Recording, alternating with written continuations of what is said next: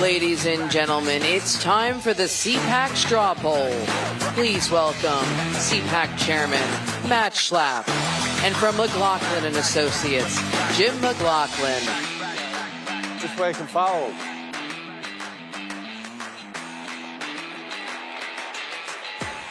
They gave the chair. Huh? That chair.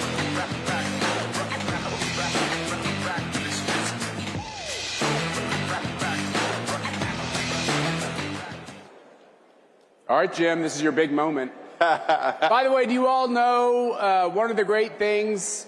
Can we just start off by saying a warm round of applause to the fantastic competence of the Trump for President campaign. Yeah, without a Susie doubt. Wiles, Chris LaCivita, Michael Whatley at the RNC.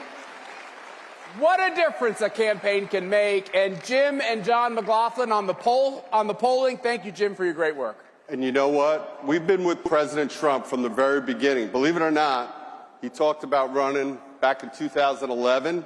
And I can tell you, this campaign was head and shoulders above, better than anything we ever did in the past. And I can't tell you that Matt is exactly right. Susie Wiles, Chris LaCivita, Chairman Whatley, and I don't think I've ever complimented an RNC chairman. It was just unbelievable. But most of all, the guy we need to thank the most is Donald J. Trump. Amen. Amen. And when you have, as we said on this stage, when you have competence at the campaign and at the national committee, it makes it easier for the outside groups like CPAC to figure out their lanes, and I think we were able to do that effectively as well. So thank you all for your great support. We saved our country.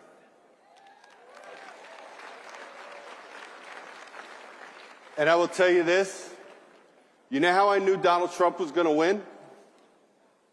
The people in this room. Because when we did the CPAC polls over the years, and you had the mainstream media saying, you know, Donald Trump couldn't win again, Donald Trump was winning overwhelmingly, not by a little bit, overwhelmingly in every single CPAC poll. You guys knew. You guys knew he was going to win the primary.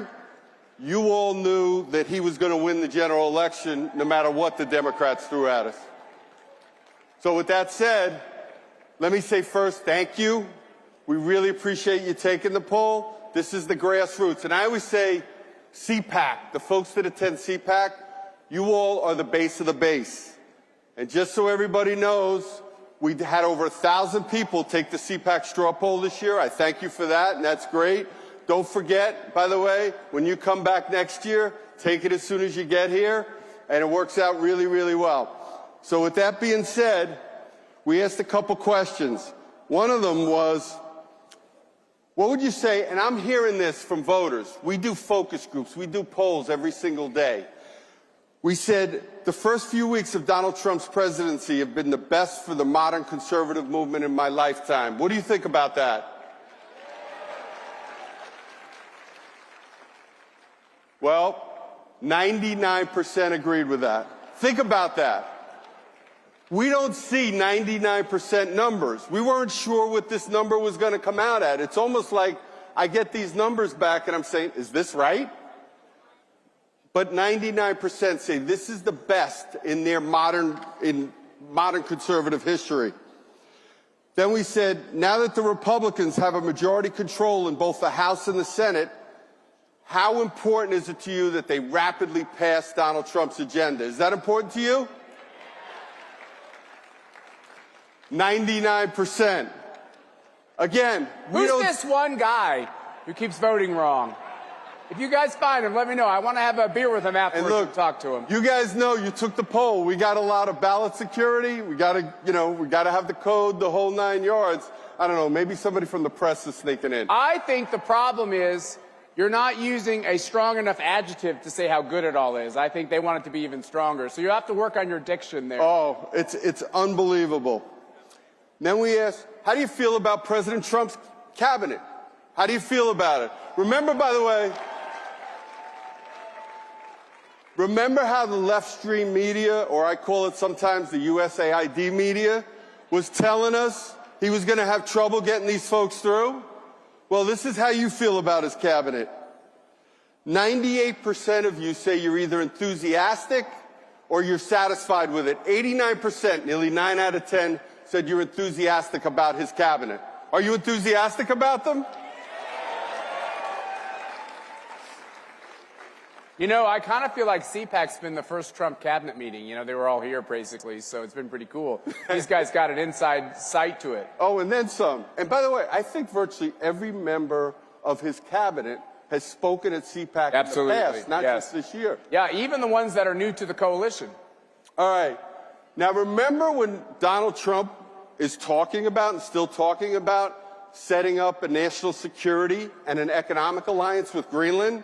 And again, you know how the crazy Democrats, they say, oh, that doesn't make any sense. 93% of you approve of that because it just makes sense for economic reasons, for national security reasons. And by the way, we do a little bit of work over in Europe and whatnot. They also think it's a very good idea. Donald Trump, again, being a visionary. Then we asked you about DOGE. Obviously, there's been a lot of talk about DOGE and who should be making the decisions in how we cut wasteful government spending. Can I just let you know, how many of you guys like that chainsaw?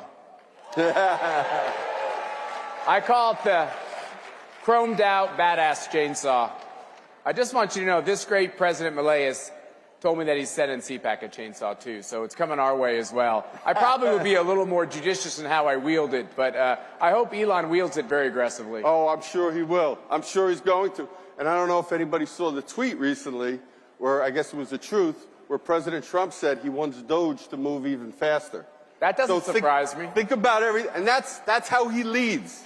That's how President Trump is doing history, doing things we've never seen done before.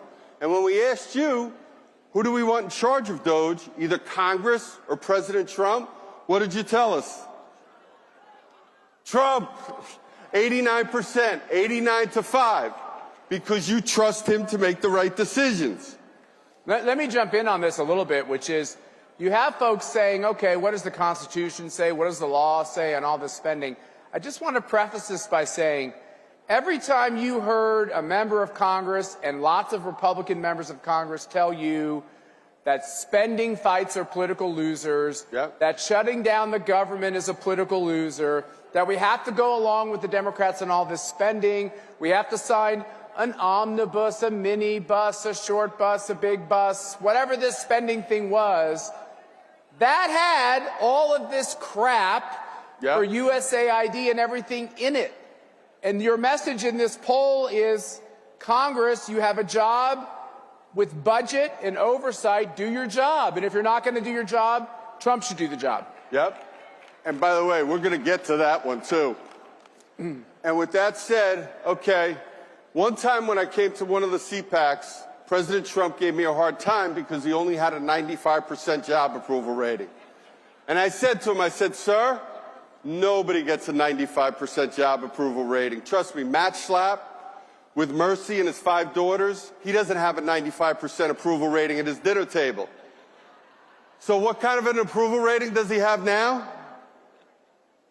99%. It's amazing.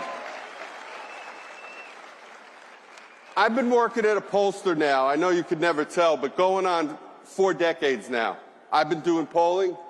We've never seen numbers like this. We've never seen anybody unite the conservative movement the way Donald Trump has done this. 95% say they strongly approve.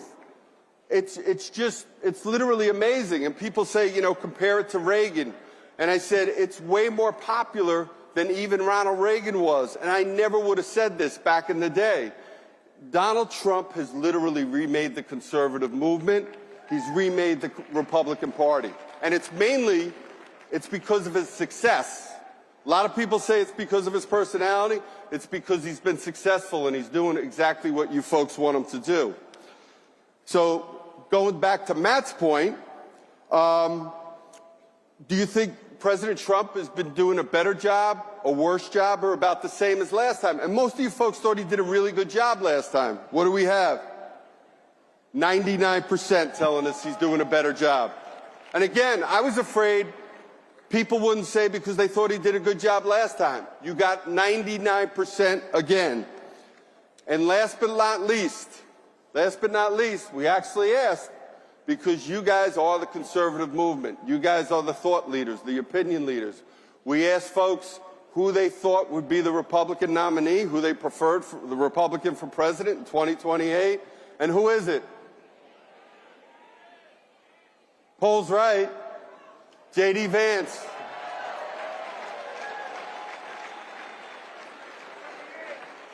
And why? Because he's viewed as the closest thing to Donald Trump. So, and that's exactly why. So I just want to say thank you. We couldn't have won the electoral victory, the decisive electoral victory we had for President Trump, the House and the Senate. It all started with people like you in this room. Thank you. Thank you, Jim, for your excellent work. He's a great board member. Give it up for Jim McLaughlin. And in absentia, your brother John, too, who we also love. Thanks, Jim. Thank you. All right, we're going to have a big guest coming up here very soon. The room is packed.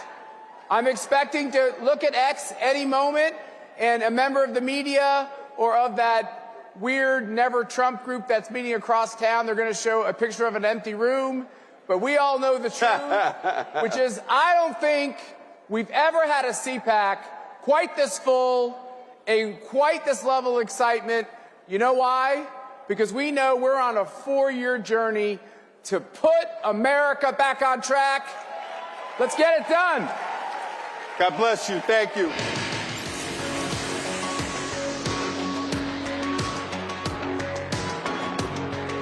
Spicer.